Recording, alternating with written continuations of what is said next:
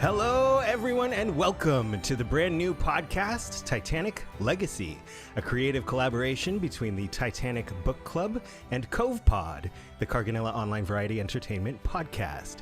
This new show will explore Titanic's lasting impact with conversations with creators, authors, artists, historians, filmmakers, experts, and more, who continue to produce creative work inspired by the Ship of Dreams.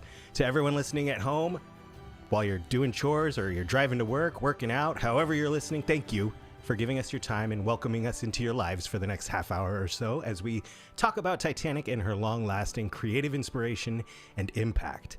This is Titanic Legacy, the podcast. I am your host, Paul Carganilla, and today's guest is Bill Willard. Bill is the published author of the book Our Story, celebrating the 20th anniversary of the 1998 Titanic Expedition, a compilation of first-hand accounts and photos of the 1998 expedition, led by George Tulloch and P.H. Nargeolet, the endeavor in which they raised the big piece, the 15-ton piece of Titanic starboard hull, which is currently on display at the Titanic Artifact exhibit in the Luxor Hotel in Las Vegas. Bill Willard is a physics teacher with a passion for history. He taught in the public schools at the high school level for 15 years and now teaches at the college and university level. And he hosts an annual Titanic conference, or TitanicCon, usually in Pigeon Forge, Tennessee. I got to meet him for the first time last year. It was held at the Luxor in Las Vegas, and he's got a new one coming up in August in Tennessee. I want to talk to him about that. I want to talk to him about his historical expedition experience, about which he wrote his book. And I want to talk to him about the Titan submersible tragedy here on the 1-year anniversary and hear his thoughts on future dives. We have a ton to get to, so let's jump in. Ladies and gentlemen, please join me in welcoming to the Titanic Legacy podcast, Bill Willard. Thank you, Paul. It's an honor to be here. It really is. Thank you. So grateful for your time and that you would, spend an afternoon, sit down and talk to us about your experiences, about your book. And you've shared with me that this summer marks 50 years for you of your own Titanic enthusiasm and research. How did it all begin? Like most people with a night to remember, I got it from school and started reading it. And I'm a visual reader. When I read something, it's as if I'm watching a movie in my mind. I couldn't put it down. I remember my mom calling in one night and she calling over into my room and she said, "Are you okay?" And I said, "Yeah, I'm good. I'm just reading." And she says, "Do you know what time it is?" And I said, "It's 2:14. That's AM, of course. And she said, "You have to go to school at 7:30. You've only got about 5 hours." And she said, "You probably want to get some sleep." So I finished the chapter, but I read that book 3 times in 2 weeks, and I was just captivated by it. And my mom was the kind of person that would support a passion. If I was passionate about something, she would see to it that I had opportunities to pursue that passion. That's wonderful. So blessed for that opportunity. So she would pick out another book, and I couldn't put them down. I would put them, I'd watch Starsky and Hutch and then read a Titanic book during the commercial. And then I'd watch, Saturday Night Live, and in the commercials that were real commercials, I'd read chapters of the book. And I just would do all sorts of things like that. And so that's how I got started. And then if you look at the back of A Night to Remember, they have the roster and list. And we know that the roster and list was as good, as accurate as it could be in those years. But we've proven those numbers are slightly, corrected those numbers just a little bit. 705, 1503 is now 712, 1496. But there was a survivor named Constance Willard. She was first class. None of my Willard side of the family knew anything about any family member that would be rich enough to do that. All my family were poor. They worked in cotton mills and things like that. And so this wonderful idea came along called ancestry. And a little over 12 years ago, I started looking at my genealogy, and I traced it back to the the Willard line to the 1500s. And so I said, I'm going to do Constance Willard's genealogy. So I went to her, started her name, and traced only the Willard line, and found her ancestors were from Horsmonden, Kent, England, where mine were from. And then I found the magic link. So she is a cousin, legal blood cousin. It's a distant cousin, but it's still a cousin. And that right there brought it full circle to me. I will share with you that Constance did not marry. She passed away in the early 1960s and was buried in Riverside, California, entombed. She was cremated and entombed. Mm. And her brother brought her to the family cemetery in Minnesota. And so I wanted to go see where my cousin was. And her grave is not marked. So I contacted the cemetery.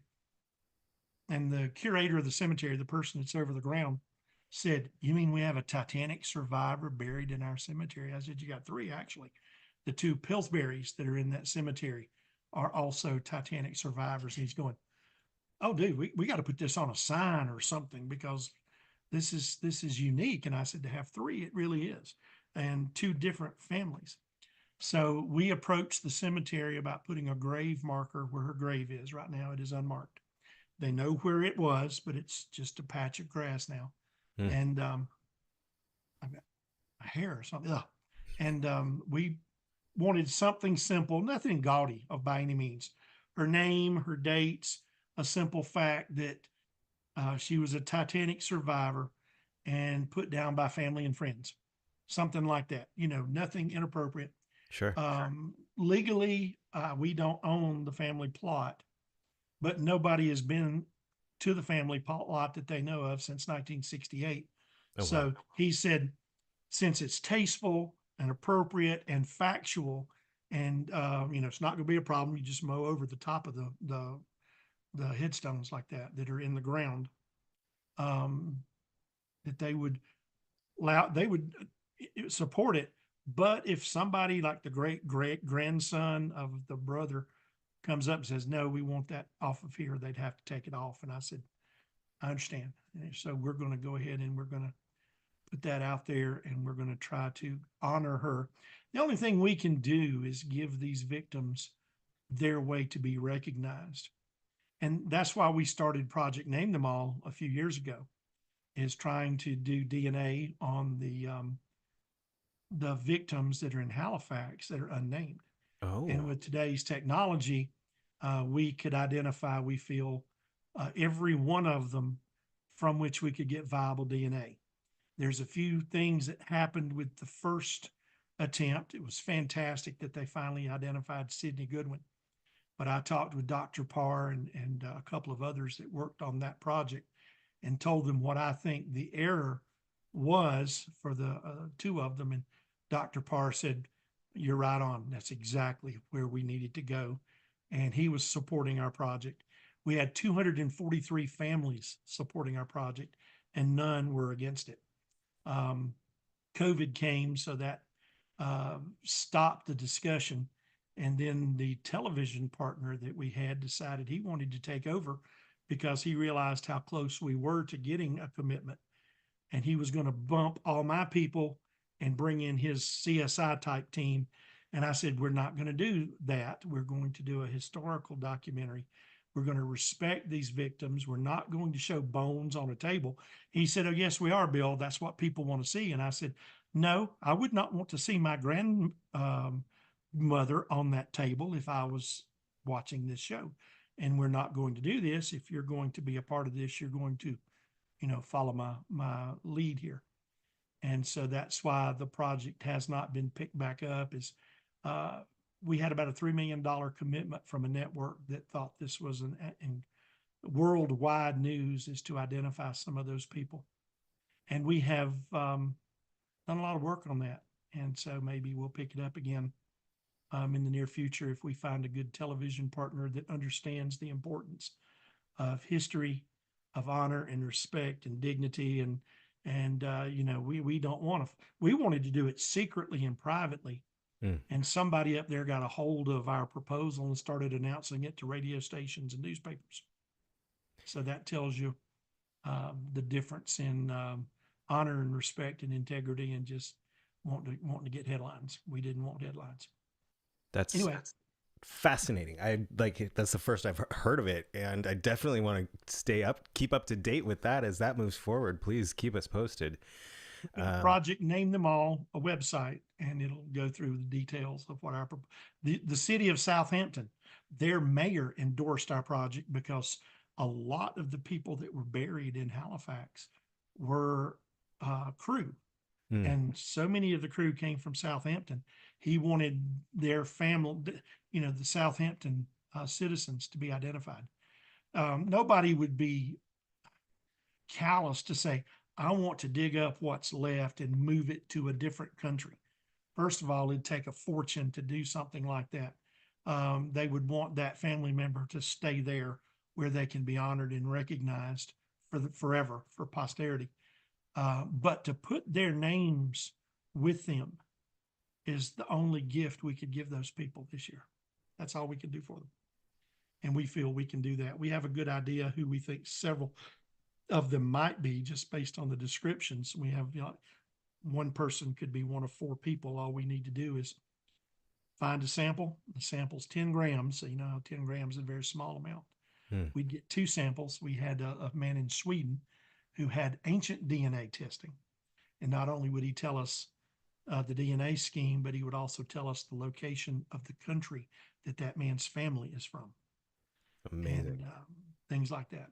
But that's one of our projects that we were involved in. And then we got involved with the 96 and the 98 expeditions. Those were fun. Yeah. And I do want to talk about that, but I just want to touch on real quick how important it is, and a big inspiration for us to launch this podcast and keep talking about it is how important it is to keep everyone aboard Titanic, whether they were survivors or whether they perished that night, alive in our memories and keep their legacy going. And I found it so interesting just looking around the Titanic community today, how many people are still creating movies, books, based on any facet, any aspect of Titanic and their crew and their passengers. And that's kind of just what I wanted to focus on and explore with this podcast in conjunction with the book club.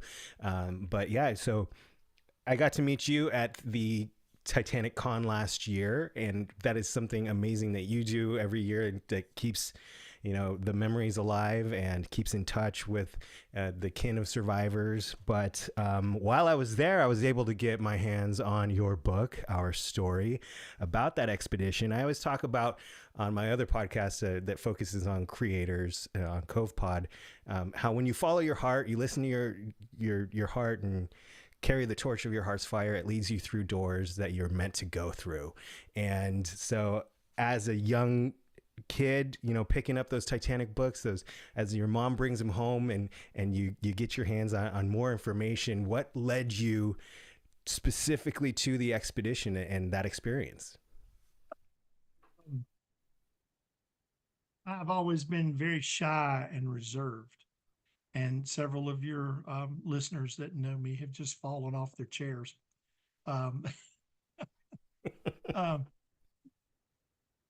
opportunity to purchase coal came in around 1995. The court appointed George Tulloch and his company, which it's gone through several transmutations to get to RMS Titanic Incorporated. It was ORE, then TVLP, Titanic Ventures Limited Partnership, and then it became RMS Titanic Inc. And they were granted permission to be salvors. Several caveats were promised by George. I knew George, we talked to him every day after his illegal ouster. I talked to him every day, guests in his house. We've played wiffle ball in our front yard with our boys. George was a good pitcher and he's a pretty good little hitter with it too. But a man of high integrity. But George, one of the caveats that George agreed to was that the artifacts cannot be sold piecemeal. He thought it would be a sin or travesty, whatever word you want to put in there that means horrible, bad, or not acceptable. If we recovered something from the bottom of the ocean that was one of a kind because it was on Titanic, this is actually a TV remote, so no, this is not a real artifact. But if I sell this at an auction to you for whatever price you want to pay for it, you're going to put it back there on the wall beside your guitar and beside your clock, and nobody's ever going to see it unless they come to your house. And George did not want to bring up artifacts just to be dispersed among the rich people. He said, this Titanic belongs to everyone. And part of the agreement says that the artifacts will be kept together and put on public display, and it would be for the purposes of education and teaching future generations. Your grandchildren and my grandchildren will be able to see Big Piece, and they will be able to see some of the other 6,000 artifacts that have been recovered, and hopefully more, and they'll be preserved so that they can tell part of this story. There's people on the ship we know very little about, but their luggage is in their stateroom. Their luggage may tell volumes about them. I'll give you an example of that. Howard Irwin was not on Titanic when it sailed. However, when the ship sank, Howard was not recovered, so he was listed as a casualty. And the story of what happened to him is really interesting. And Dave Shuttle and Barb Shuttle wrote a book about that. Hopefully they'll be able to get it published one day about what Howard Irwin did. But one of the things that RMST recovered in the 90s was a bag that had a clarinet in it.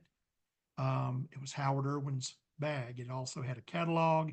It had music, but it had love letters from his fiancee, Pearl Shuttle, in Pennsylvania.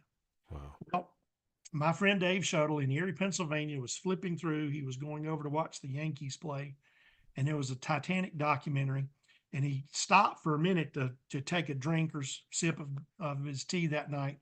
And he said, and we found these letters written by Pearl Shuttle. And he goes, that's my grandfather's sister, Pearl Shuttle. Hold on a minute. And it put her picture up there, and it was his grandfather's sister. And he says, they found letters from my grandfather's sister on the Titanic. So Dave gets involved, and all of a sudden he finds out that Howard Irwin and Pearl Shuttle were engaged. And through a whole bunch of, they didn't get married, but what an incredible piece of history that was in that bag that's preserved. And it was love letters between the two of them. And those kind of things are what's down there waiting to be discovered. Pieces of passenger stories, crew stories. There's so many things that are just hidden that we can find. And that, what you said is so powerful. George Behe, for example, who is a wonderful, wonderful man, works with the Titanic Book Club. George has spent his lifetime studying passenger and crew stories. And what a wonderful person he is to talk with. Bring him a Mountain Dew. He'll talk to you a lot more if you bring him a Mountain Dew. Good to know. But for a man to have amassed so much knowledge that he's willing to share, he's forgotten more than I've ever learned. That's how much that man knows. And I'm always in awe around George. And the first time I met him, I wanted to do one of these, we're not worthy type things, because he was considered one of the top echelon of people. Sure. And he said, Bill, looking forward to talking with you. That's nice to meet you. And I'm going, he touched me, So there's people like George that have studied much more than I have. They started much earlier than I did, so they've had a chance to go and sit in the homes, and I talk with the people.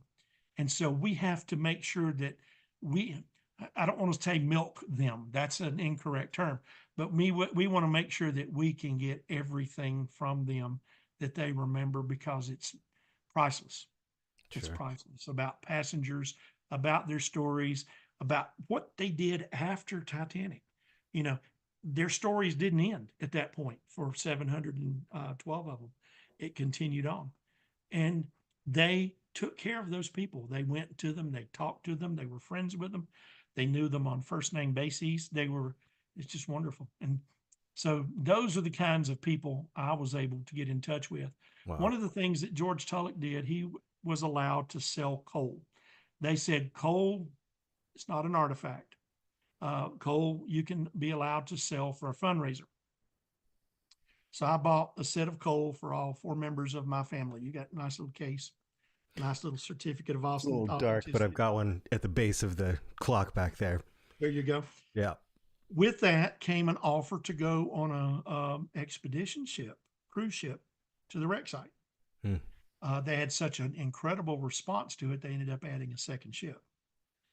And so I was on one of those. So I was an observer for 96. Got to meet all the principals, got to meet PH, Nargeolet there, got to meet George, got to talk with them, got to meet many survivors, several of them. But one of the things that I did that was, I guess, triggered my involvement was the ship that came out to recover the big piece was the Jim Killibuck. And the Killibuck had an A-frame type winch that they were going to use to bring up this large piece. And PH had gone out there and George had gone out to see the ship, and they had contracted with the company to take off that A-frame and put on a cargo type winch that would definitely meet the requirements and fulfill the lift capacity that was needed. So when this ship pulls up and they've not made that change, PH and George are going, they're not going to be able to lift it. What are they doing? Why did they not make this change? So on television in the documentary, they keep saying the rope was bad. No, it wasn't. The winch was not inadequate. So they couldn't get the winch up onto the ship. So we looked up on the weather map, and here came Hurricane Edward, fresh off the North Carolina coast. Hit it, was coming toward. Fortunately, it was not as powerful, but it was still going to be a hurricane. So you've got this 21 ton piece. It's roughly about 19 to 20 because that was before the pieces were separated. So It's hanging beneath some lift bags. And I heard them say, how are we going to get this to shore before the hurricane? Well, I'm a physics teacher. I did teach high school 28 years. I've taught college. What are we in now? 24, 15 years. So I've done a little bit of physics work in my career. A little bit. So I took a trusty pen and a napkin, and I had my Coca-Cola sitting there, and I started doing some force diagrams and doing some calculations. And I told one of the fellows with the walkie-talkie, his name was Dave Anderson. I said, Dave, here's your way to get it up. Here's a way to get the piece to Halifax for it to get to Boston. And he's going, okay, explain this to me real quick. And I went, doop, doop, doop, doop, doop. And he said, wow, you did that in a way, and even I can understand it. That's awesome. It makes so much sense. He said, I want to go fax this over to the expedition team. He faxed it over. I had to do it on a piece of paper. The napkin wouldn't run through the fax machine. Can't fax a napkin. Can't fax a napkin. We're learning new things today. Gave me a chance to make my drawings a little bit nicer. Sure. And all of a sudden they start talking, and I got a question for you. Who did this? And Dave said, we got a physics professor over here. And he says, oh, don't let him go anywhere. Don't let him go anywhere. We want to come over and talk to him. Because where would you go? Where would you go though? That's it. I wasn't going anywhere. Yeah. So we all sat down. They bought me another Coca-Cola, which I was had my little lime in it. I liked that very much. And I explained it, and PH goes, this is very good. This is a very good idea. And what they ended up doing is when they got over there and they got the powwow, the Jim Killibuck captain was the one that had to make the ultimate decision. What his plan was to take his ship and to dangle, that's my cell phone, the big piece underneath it like this, and just tow it. Maybe do it like this and tow it. It'd have to go very slowly, but they were afraid when the storm hit, and when the storm hits, it starts doing like this, and you get a big swell and it's starting to do like this. That's going to cause this. So they had to cut the lines. Now, I know the documentary said that the lines broke. George and PH made the order, cut the ropes, secure it. We don't want the other ship to sink. There's people on board that ship. Mhm. That's the number one thing we need to be careful about. So the big piece does one of these numbers and goes back down to the bottom of the ocean. So when we got to the 1998 planning session, Pierre Valdi from Ifremer, and we're talking Ifremer, project design leader, says, your plan, you had the other plan? I said, yes. He says, brilliant. I'm going to use your plan and I'm going to name it after you. And I said, yes, sir. Thank you. I'm not Amazing. worthy. I'm not worthy. And what my plan was to leave it attached to the lift bags, separate the two so that the ship is safe. This is going to ride the storm. And then when the storm goes through after about 12 hours, come back and hook it back up again. And then by that time, you've got a ship coming from Halifax that can pick it up. And he said, ingenious, use simple physics. And I said, so that did that. And the first American exhibition of the artifacts was at Nauticus in Norfolk, Virginia. They did so because that is the home admiralty court that has the legal oversight of the Titanic ship. An abandoned ship, that's what a shipwreck is known as, has to be arrested by a court, and that has the jurisdiction. So that's why the Admiralty Court has that. Judge J. Calvert Clark was the judge, or initial judge, and now Rebecca Beach Smith is on the bench, and both of them were incredible, have been incredible. Number one, keeping in mind that this is a historical ship, that there are things that are more important than taking it and selling it on auctions, in auctions and things like that. And it needs to be respected and conserved. And George made sure, he told us in 98, he said, if you're not going to respect what we're doing, don't come out on our ship. And I'm paraphrasing, of course. Right.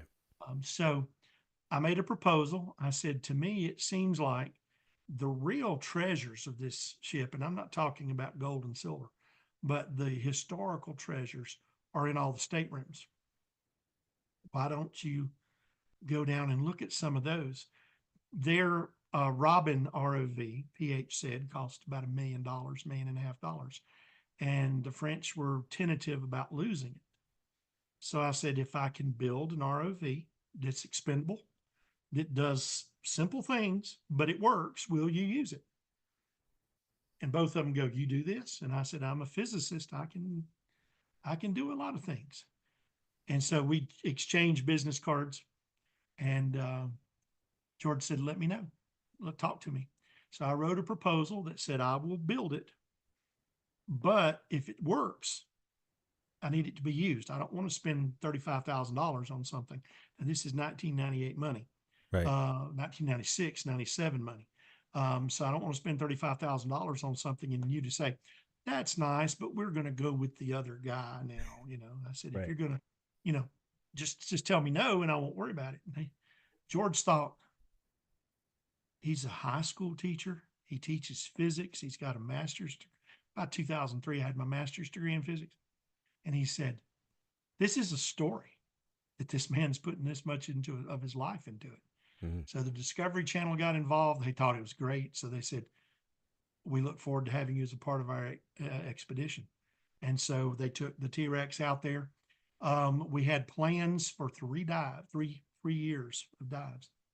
And George said the first year's a test. We're going to test it and see what it'll do. Some unauthorized changes were made by one of the groups adapting it to the Magellan. The book explains what they did to it that we didn't approve. And so it didn't work like it had worked at home. I've got great footage of this thing going up and down a couple of a sunken vessel in a lake near us. Wow. It's not 2.5 miles down, but it shows the capability of how well it worked. And George was extremely impressed, and so was PH. So George sent me in after the 98 expedition. He said, I want you to consider putting this Python manipulator. It was an arm that would come off the ROV that would pick up. And he said, that way, if we see something, we can let you carry in a small lift bag of some sort, a container. And if you see something, you lift it and you put it in that container and then you bring that container back out, and then we bring it up. And he said that way we can recover from deep inside the ship. So that was our three expedition plan. Yeah. And so that's how I got involved with it, and I agreed to do that. And when I went out there in '98, I was like, look at all these famous people. This is, here I am just out there. I met Charlie Haas. I met Jack Eaton. Of course, PH and George were out there, and Charlie Haas, Jack Eaton, I'm sorry, was a big Scrabble player. Loved to play Scrabble. Cheated. Oh, mercy, the man cheated left and right. He was so good at it. And everybody just laughed. We there's no such word as that. And he said, sure, there is. And he'd tell us the part of speech, give us some bogus kind of definition, and even try to use it in a sentence. And it's a shame we didn't have these kind of cameras to film a lot of that stuff. It was sad. Yeah. Around the 20th anniversary, which was around 2018, I had lost my mom, and I needed something to get out of the funk. I needed a catharsis. And so approaching 2018 was the 20th anniversary. I contacted as many people as I could find through social media, through old emails, through phone calls. People gave me others and so forth. And I said, I'm going to write a book, but I don't want it to be me writing after you tell me your words. I want you to tell me your words. And you've seen the book. You see their paragraphs with their name on it all the way through the book. And those are paragraphs that they've submitted. And exactly. And so what I did was I'd sort of imitated Walter Lord. I tried to put the events together, and then I would make chapter, and then sometimes have to split a chapter into two parts.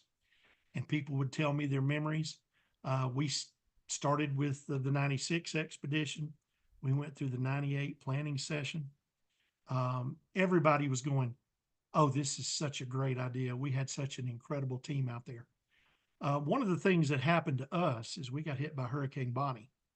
And you'll remember us talking about Hurricane Bonnie at TitanicCon last year. We rode 80-foot waves for 17 hours. Wow. And you're holding on to the, for everything that you can hold on to. They Right. couldn't fix any food for us. If you had to go to the bathroom, one of the guys went in one time. My room happened to be across from the bathroom. And when he came back out, excuse me, this is a visual. He was soaking wet. And he was trying to grab onto the side while he was doing his business, and he soaked himself down. And I said, well, why don't you sit down? That's what the ladies do, and it works. And he goes, well, now you tell me, thank you. And so we started telling you better sit, because you can't hold on with both hands while you're doing this riding up and down thing. Right. And do what you need. Stuff like that was happening. And a lot of people were very terrified. They were, landlubbers aren't used to riding intense roller coasters for 18 hours. And I was not stressed to the point of panicking, but I was focused. We had to be focused.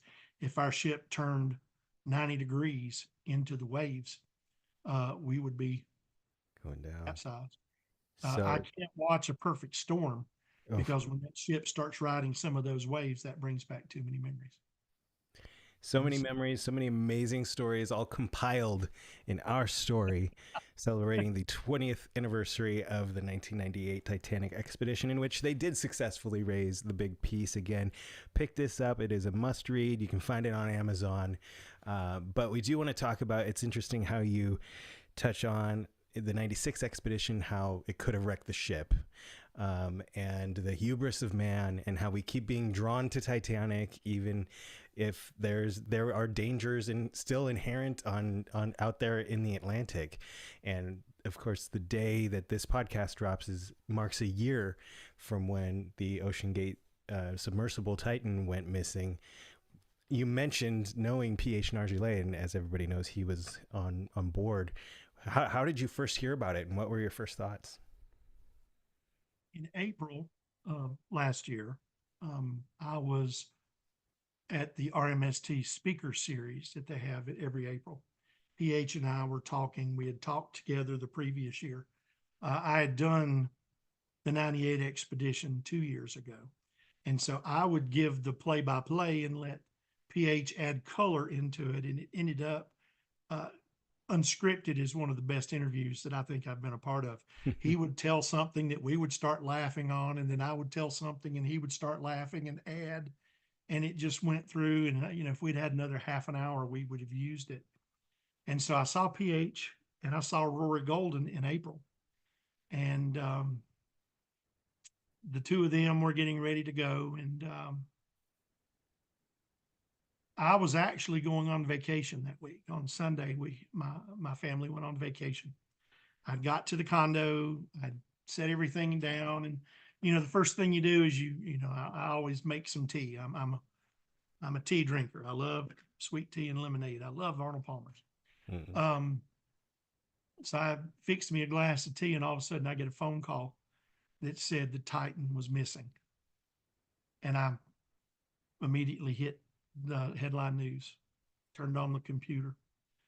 I messaged somebody at RMST and I said, do you know if PH and Rory are on board? And then I got a message back that did say that PH was, but Rory was not.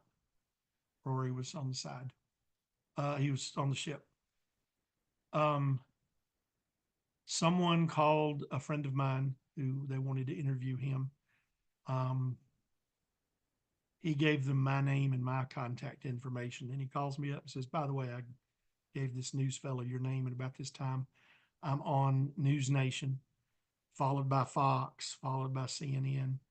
The political fellow that talks to the political people. Mm. I can't remember his name. He's a wonderful interviewer on Fox. Neil Cavuto. Does that sound right? Neil Sure. had one of the best interviews with me, and he said, why do people still want to go down there? And I said, well, people still want to go to Mount Everest. There is a pathway that goes up to the peak, and there's some 100 bodies that are buried under the snow and ice all the way up that trail of people that did not survive the trip up or the trip back either one of them. And I said, people still want to go. That is exceeding the challenges. And I said, they're having these ships fly up into outer space. We've had the shuttle disaster with the Challenger. I remember that one very well.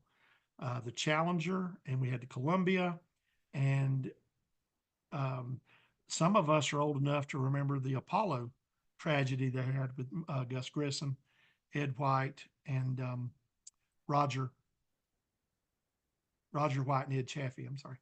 Forgive me, gentlemen. I did not mean to dishonor you. But Gus Grissom was probably going to be the first man on the moon, according to NASA. They still want to go to space. They still want to go to these areas that are limits for us. So there will be people that will want to go back to Titanic. I was not surprised when this Ohio billionaire decided he's going to build a structured vessel that's going to go down. That didn't surprise me in the least. Some people said, is it too early? And I said, I don't have that kind of money, so I can't answer that question. And that's something I did want to ask you about because, right after it happened, people are like, well, should we be still going back down there? Will we ever? Is this the end of diving on Titanic? And then here we are less than a year later or a year later, and plans are in the works for the next dive. I think one of the things he came out with that was very smart is that his vehicle is going to be it'll exceed the safety standards for that depth. And I'm sure they're going to test it. I've seen the Nautil, which is the French submersible that went down to Titanic with people inside of it. And they had a perfect record. They went to dive 100% of the time they went to dive, their vessel went down, came back up because safety was such a high priority for them. Um, if this group takes the same attitude, I will feel better about it. Look at the lessons learned from the sinking of Titanic. The inquiries, both by William Alden Smith in Washington and by the British Board of Trade with Lord Mersey, came up with some things that needed to be fixed. We needed to have lifeboat space for every person, passenger and crew on board. They needed to know where to go in case of an emergency. I love the one image that Cameron put in his movie where it shows what appears to be a Chinese passenger. And forgive me if that wasn't politically correct, but he's standing there with a translation book trying to find out what this sign says. And it's not an important sign. It's just something simple, but he had no idea what it meant. And he's trying to figure out where he needs to go. Right. Those things really happened. And so if you go on a cruise ship this week, the first thing they do is they take you through your muster drill. You will know where to assemble in case of an emergency. Every ship now has like 3 times as much space. They not only have those nice big orange boats hanging over the side, but they have these canisters that at pressure will poof and pop out into a big raft that people can climb into for those that do not make it to the boats. So there are plenty of opportunities for every person on board. And that has saved many lives in many ship incidents since 1912. So I'm hoping, since they are going to proceed with this, that some lessons were learned that doesn't cause the Titan accident to repeat itself. Yeah, and it's been widely publicized. It's headlines everywhere. It's like all of the warnings that were ignored, and just the the ego that got in the way. Hopefully you make a very good point. It's we look at this as a learning experience moving forward, and hopefully it just I would add one thing that we got to be careful of. Right after it happened, this transcript surfaced of something that they said this was the transcript from the sub to the mothership right before the accident happened. That has been proven to be false. With AI technology, they are coming out with all sorts of fraudulent things that will make honest, good people believe incorrect events and accounts. So, number one, be very careful on what reports you do read. The Coast Guard report, at first time I heard, it was going to be roughly 18 months. So that puts us somewhere around December, that their report is due. They may come out a little earlier. They may come out a little later. We all have an idea of what we think it may say, but I don't want to speculate and hurt people. I've got friends who knew several of those passengers, and it's surreal to realize that PH won't be at the speakers event next year. He won't be at on this expedition. And I would love to go back up to Connecticut where he lives and go by and see him again. I've been to his house in France, met one of his children. His son Julian is a remarkable young man, and his 2 daughters are very special too. And he sat with me when we were there, and we were talking about things, and I asked how Sydney and Chloe were. Oh, Sydney, da da da da da da da da da da da. Oh, he was so proud of his daughter and both daughters and his son and his grandchildren. And I said, "Are you trying your best to spoil them?" And he says, "Yes, rotten, spoiled them rotten." Oh. We just laughed at that, and I knew that he was going to be such an awesome grandfather. And there were other plans than that. So I will miss PH, and I don't want to speculate what the report's going to say very much, except for the part that says it's a tragedy that we lost 5 good people. That part is an unbelievable tragedy. Absolutely. And the best we can do is honor their memory and keep it alive.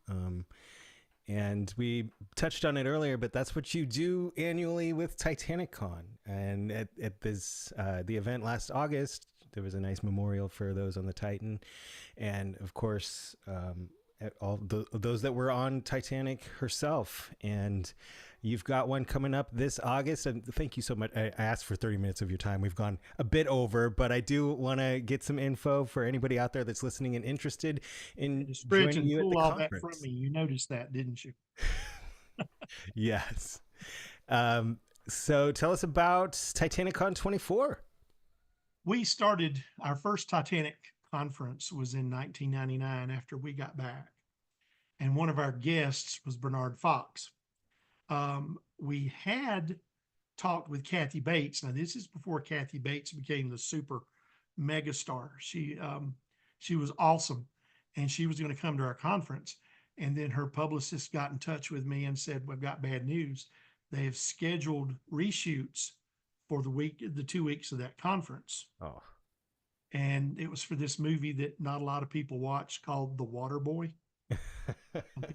When she's back there doing the Charleston behind the news, Lynn Swan, I just rolled laughing, and I'm going to tell her that's what I thought of at that conference, is her doing the Charleston Right. on the television. But she's such a brilliant actress. But the thing about Bernard Fox was he was in 2 Titanic movies.